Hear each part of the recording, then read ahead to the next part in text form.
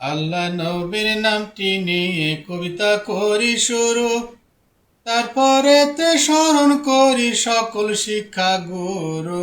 যুদ্ধের কথা বলতে বুকটা কাঁপে দুরু দুরু বন্ধু হে।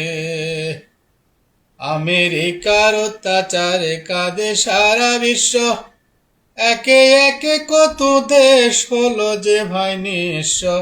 তবু তারা চুপ থাকে, বলে না যে কিছু বন্ধু হে। বিশ্ব মাতবর মার্কিনীরা করে দাদাগিরি, ভাবে তারা গোটা বিশ্ব কেবল শুধু তারি। মুসলিম শাসক রাজ্য চালায়, তাদের খুশি করি বন্ধু হে।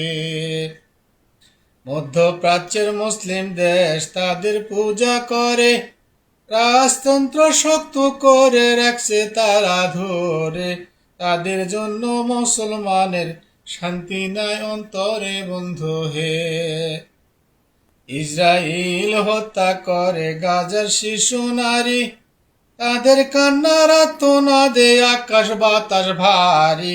লাশের পরে লাশ দেখা যায়, গাজায় সারি সারি বন্ধু হে। মার্কিনীদের ইশারাতে তারা আঘাত হানে, মার্কিনীদের ইশারাতে তারা আঘাত হানে। জাতিসংঘের নিষেধাজ্ঞা তারা নাহি মানে। মধ্যপ্রাচ্যের মুসলিম শাসক সব কিছু জানে বন্ধু হে।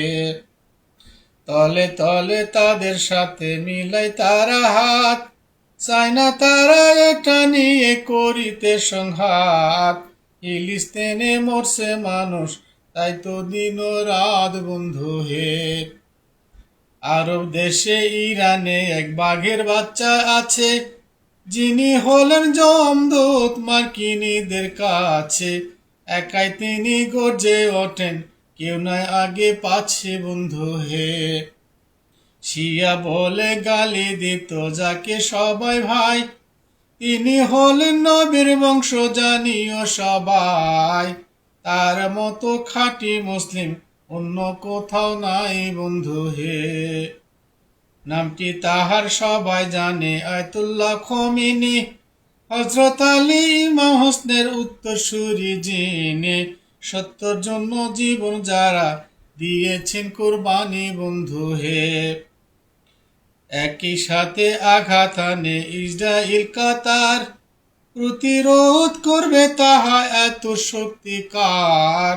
মার্কিনীদের ঘাঁটি গুলো ভেঙ্গে হয় চুরমার বন্ধু হে। দেহ রক্ষীর জন্য জীবন শহীদ হলো যার, যোগ্য পুত্র কাঁধে নিলেন এই যুদ্ধের ভার। এই যুদ্ধ কৌশল রোধ করিবে এমন সাধ্য কার বন্ধু হে।